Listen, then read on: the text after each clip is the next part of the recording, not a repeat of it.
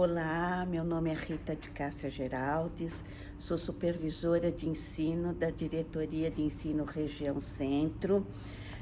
Estou aqui no Fórum de Santana para entrevistar a doutora Maria de Fátima Pereira da Costa, juíza de Direito da Vara da Infância e Juventude de Santana. É com muita honra que irei entrevistá-la.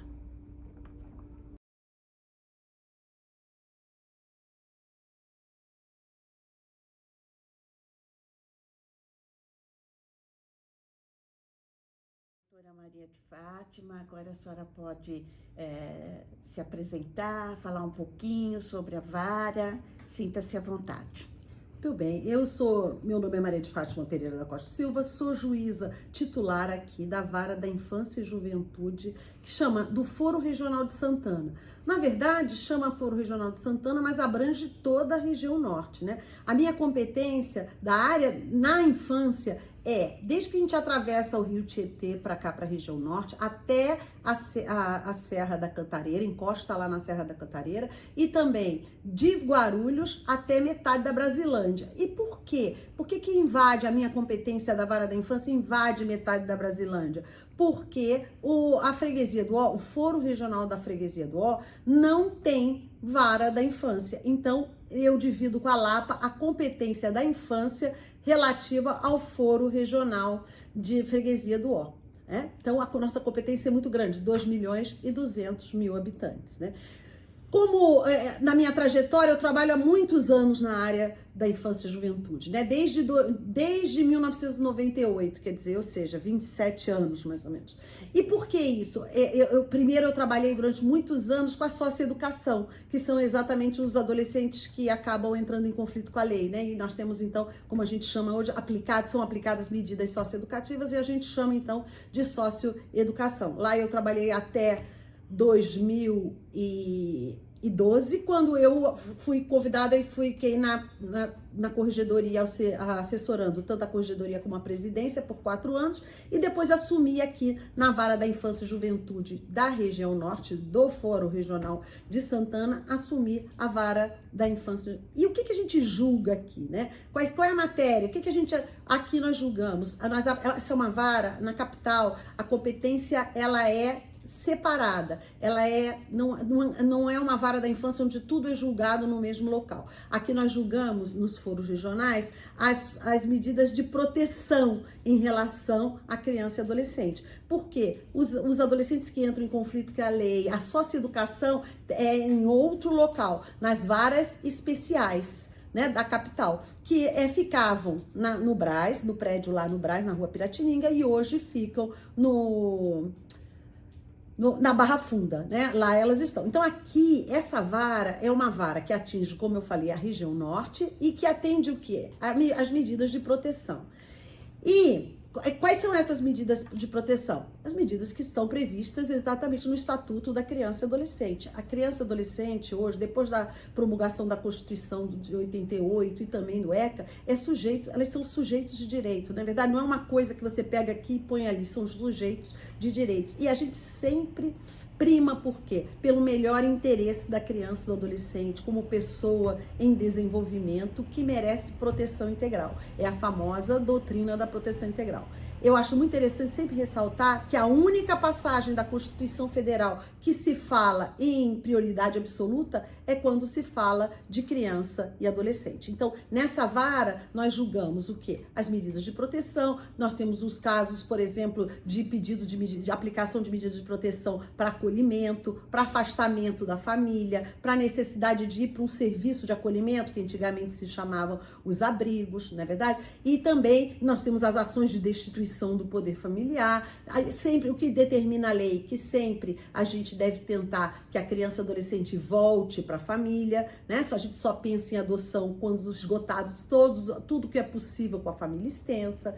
Então, aqui nós julgamos isso, os acolhimentos, as medidas de proteção que precisam ser aplicadas, que estão no artigo 101 do Estatuto da Criança e do Adolescente, e também as adoções, claro, tem essa questão. Mas além disso, e acho que é muito interessante, muito pertinente aqui num evento sobre educação, é exatamente as questões que a gente julga contra toda criança e adolescente que ajuiza uma ação contra o município e o Estado de São Paulo envolvendo oferta irregular de saúde ou educação é julgado também aqui na Vara da Infância. Então nós temos muitos processos de quê? De crianças e adolescentes que são especiais, que têm, por exemplo, autismo e que querem a professora auxiliar ou um apoio especializado em sala de aula. E nós temos as questões que são ajuizadas também por crianças e adolescentes em busca de medicamentos e tudo que envolve oferta irregular de saúde e educação. E é interessante porque, no caso, a questão da educação que pega as escolas, principalmente as escolas da rede pública, não é verdade? Onde são, na questão que envolve a educação especial, a questão que envolve a política brasileira que é adotada, que é a inclusão, a criança especial sempre deve estar na escola regular e só deve ser encaminhada para uma escola especial quando não tem com o que se beneficiar de jeito algum na escola regular. Esse é o princípio, né? E a gente analisa todos esses casos. Eu tenho diversas ações em andamento envolvendo isso. Pedido de professor auxiliar em sala de aula, pedido de apoio especializado, a questão que a gente discute se os estagiários são suficientes ou não, e uma série de outras questões que envolvem a educação para os especiais. Nós temos muitos e muitos casos aqui na Vara da Infância. Na área da infância, eu costumo dizer que o juiz da infância, ele não consegue fazer nada sozinho. É tudo com base, nós só podemos trabalhar em conjunto, em harmonia com a rede de proteção, né? E essa rede, quem forma essa rede? Forma essa rede todos os representantes do poder público, não é verdade? Então nós temos a assistência social, nós temos a saúde, nós temos a educação, a escola, né? Vamos abrir um parênteses para a educação, né? Na escola é onde tudo acontece, não é verdade? A professora os professores, de um modo geral, são eles que conseguem enxergar além daquela criança, né? Todas as questões envolvendo aquela criança. Eu acho muito interessante, mas muito interessante, que muitas vezes no serviço de acolhimento a criança está acolhida e ela não consegue expressar todas as dores, e ela só vai conseguir fazer isso na escola. Então é por isso que a escola é um local extremamente especial por tudo, não só pela parte pedagógica, mas a parte de socialização de uma criança e um adolescente, não é verdade? E toda a estrutura que envolve essa parte pedagógica e de socialização muito importante na vida de uma criança e de um adolescente. E nós temos os conselhos tutelares, nós temos a Secretaria da Habitação, todos fazem parte desta rede, exatamente essa rede de proteção que precisa ser atuante para que a gente possa atender o melhor interesse de cada criança e cada adolescente, né? E os conselhos tutelares, aqui na minha região, eu costumo fazer 2 vezes por ano reuniões com a rede, exatamente para quê? Para mostrar, para que a gente possa discutir alguns pontos. Então, eu faço reunião com os conselhos tutelares, no primeiro semestre, só com os conselhos tutelares. Depois eu faço reunião com os CREAS e os serviços de acolhimento, os gerentes dos serviços de acolhimento. Depois eu faço com a educação, né? Com o pessoal das escolas, os representantes das DREs, todos eles se comparecem. E depois eu faço geralmente com o pessoal da saúde. Exatamente. E depois faço uma com todo mundo junto, para um ver as dificuldades do outro, não é verdade? As dificuldades e como é que a gente pode articular. Então, quando eu cheguei, eu notava muitas dificuldades na articulação das escolas com os serviços de acolhimento e vice-versa. E nós fizemos toda uma aproximação que ajudou muito, que avançou muito, mas nós precisamos avançar ainda mais, não é verdade? Ainda temos dificuldades, ainda tem dificuldade de estabelecer, então, da rede toda. Por isso que a gente tem que se aproximar. Qual é o caminho para a gente melhorar? É com a aproximação da rede. Outra questão muito interessante, principalmente que ocorreu depois da pandemia, foi a questão da violência. A violência contra a criança e adolescente nos seus vários aspectos, como a violência verbal, a violência psicológica, né? A violência física e a violência sexual. Por essa razão, eu montei uma comissão multidisciplinar aqui na minha região, que nós fazemos eventos 2 vezes por ano, exatamente para discutir essas questões da violência, né? Então, muitos representantes, vários palestrantes comparecem, nós convidamos toda a rede, já fizemos vários eventos. O último evento que nós fizemos foi na DRE 2, né? E nós fizemos, inclusive, um grande evento ali no Jaçanã, foi muito interessante, com muitos participantes. E é muito importante isso, não é verdade? É só com a rede toda unida que a gente consegue ter condições de avançar. Sim. Então, quais seriam as estratégias e procedimentos que poderiam ser utilizados pelos órgãos da rede protetiva nas escolas públicas e nas escolas privadas, né? Deveriam se utilizar para aperfeiçoar esse atendimento dos alunos elegíveis da educação especial? Eu costumo dizer que o que eu percebo aqui em relação aos alunos especiais, o que eu percebo aqui e nas reuniões de rede que eu faço exatamente com os representantes da educação, eu sempre falo que a maior dificuldade que eu vejo quando eu, num processo, ouço a mãe, é a dificuldade de diálogo entre a escola e a mãe ou o representante legal da criança ou do adolescente especial. Tem muita dificuldade, eu acho que precisa ser estabelecido um fluxo maior de aproximação. Por quê? Porque a maioria deles fala, eu não sei bem o que acontece na escola, eu não sei se o meu filho está recebendo acompanhamento, por exemplo, nas escolas, se está tendo um acompanhamento fora como é que está sendo feito aquele acompanhamento que é feito fora da sala de aula com o professor especialista, não é verdade? Muitas vezes a mãe não sabe que a criança ou o adolescente, que eles estão recebendo aquele acompanhamento, o material adaptado, como é que é feita essa adaptação, eles não sabem qual é o mecanismo, muitas vezes, que é utilizado para a inclusão da criança ou do adolescente dentro do ambiente escolar. Agora, seguindo a política da inclusão, não é verdade? Exatamente isso, de que o aluno especial deve estar na escola regular. A gente sabe que tem dificuldades, mas o que a gente precisa pensar, e que eu sempre falo, é que assim, o aluno especial nem sempre ele chega em casa e sabe relatar para a mãe o que aconteceu, ou muitos não são nem verbais. Então, esse diálogo da escola com os pais, tanto a escola particular como a escola pública, da rede pública, eu acho fundamental, uma aproximação. A gente sabe, eu sei também, que muitas vezes a política de inclusão, ela engloba o quê? Exatamente esse olhar para a educação, que não é só o aspecto pedagógico, que também tem o aspecto da socialização. Então, é preciso explicar isso para a genitora, explicar de uma forma que ela consiga entender, explicar que muitas vezes a criança não está aprendendo exatamente, ou o adolescente, matemática, como ela gostaria, ou história, mas que está tendo ganhos em termos escolares também, em termos pedagógicos, porque tem que ver qual é o olhar pedagógico que vai ser feito para de acordo com aquela criança ou aquele adolescente, de acordo com as dificuldades enfrentadas por aquela criança ou adolescente. Isso não quer dizer que ela não está tendo acesso, mas essa conversa, estabelecer esse diálogo, que eu sei nem sempre é fácil, eu acho que é muito importante. Porque quando eu ouço a mãe nas ações que são ajuizadas aqui, é a primeira coisa que elas falam, na esmagadora maioria das vezes. Certo. Qual órgão público deve ser acionado quando ocorrer algum tipo de dificuldade na relação entre a escola pública, como privada, com os órgãos da rede protetiva? Olha, eu acho assim, tudo depende, mas eu acho que o primeiro que deve ser, se está tendo alguma coisa que está está tendo prejuízo e não está sendo atendido o melhor interesse da criança e adolescente, é importante que seja acionado o conselho tutelar.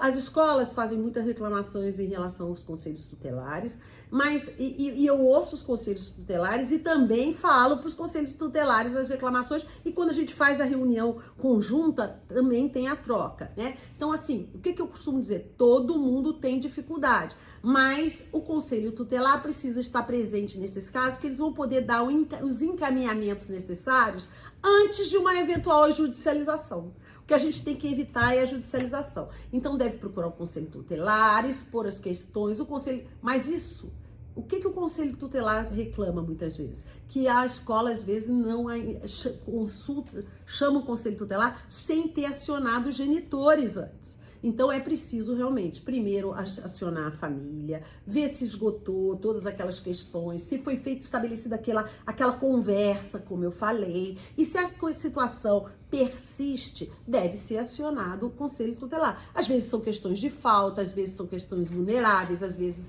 as crianças e adolescentes estão sendo encaminhadas para a escola de alguma forma, mesmo em questão de higiene, mesmo... Agora, quando tem umas questões mais sérias, todos sabem que, por exemplo, quando há alguma suspeita de maus tratos, aí são questões que demandam uma notificação compulsória, tem que levar o conhecimento da autoridade imediatamente, né? Porque alguma suspeita de maus tratos, alguma suspeita de abuso, alguma coisa, mas pode chamar o Conselho Tutelar e muitas vezes, outro dia me perguntaram, mas doutora, não basta só o Conselho Tutelar ir para a delegacia? Eu falei, não, nem sempre basta o Conselho Tutelar, porque os diretores de escola acabam vendo muita dificuldade, mas às vezes só a escola sabe o que se passou, o que a criança falou, e aí é que é possível transmitir para a autoridade policial, nesses casos mais graves, o que de fato aconteceu. Certo. Então, o que eu acho que precisa? Bom senso, não é verdade? Bom senso de que primeiro tem que esgotar a família, depois tem que chamar o Conselho Tutelar, e assim, até que, se não conseguir resolver, é preciso levar os fatos ao conhecimento do Ministério Público, que vai poder ajuizar a ação necessária também vai poder articular também, que eles podem abrir o procedimentozinho administrativo que eles têm, e que podem tentar também acionar a rede, e se não conseguir, aí sim vai ser ajuizada uma ação para aplicação de uma medida de proteção, aí sim vai ser judicializada aquela questão. Certo.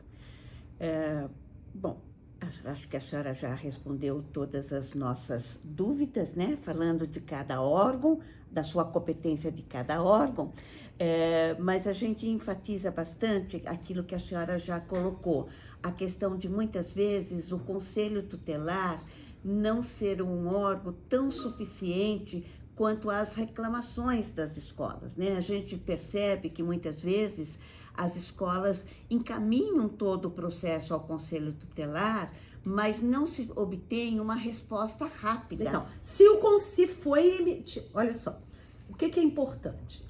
Se foi encaminhado algo para o Conselho Tutelar e o Conselho Tutelar não está agindo, é preciso levar os fatos ao conhecimento do Ministério Público. Entendeu? Né? Agora, o que o Conselho Tutelar reclama? Reclama que muitas vezes não foi acionado os responsáveis. Agora, muitas vezes a escola pode justificar porque não acionou o responsável, tentou várias vezes e não encontrou o responsável, não é verdade? Mas a escola tem que colocar isso para o conselho ter, né? Então, o que é a questão? Diálogo, né? Conversa. Né? Por isso que eu faço as reuniões também conjuntas, para um segmento da rede poder ver que o outro segmento, que existem dificuldades para todos.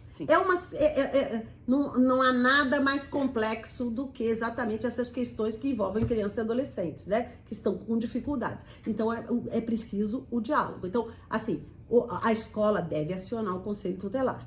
Por outro lado, a escola deve antes tentar contato com os genitores. A escola, também uma coisa que é importante que o Conselho Tutelar costuma mencionar, é que precisa constar o endereço, para eles saberem qual é o conselho de referência. Às vezes é encaminhado para um conselho que não é o conselho de referência da família. Então isso também é muito importante. Agora, a escola deve cobrar do Conselho Tutelar, chamou o Conselho Tutelar, apresentou aquela questão, o conselho não deu resposta nenhuma, perguntou de novo, não houve resposta, encaminhe os fatos ao conhecimento do Ministério Público, que o Ministério Público vai, se for o caso, ajuizar a ação ou montar um expediente interno, né, o procedimento interno que eles, para também acionar a rede, e caso isso não seja possível, vai exatamente ajuizar a ação devida. Agora, como eu disse, é muito importante que haja um bom diálogo entre o Conselho Tutelar e a escola, né, dos dois lados. Né? E para isso é preciso ouvir. Às vezes é uma coisa que tem.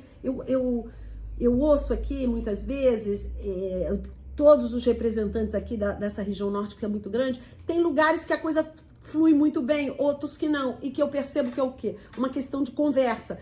Tá tendo problema? Não, o conselho não está atendendo por um motivo ou por outro? Procura o Ministério Público. Por quê? nós temos que pensar que a criança e adolescente não pode ficar em risco. Sim. Né? Não pode ficar em situação vulnerável. Sim.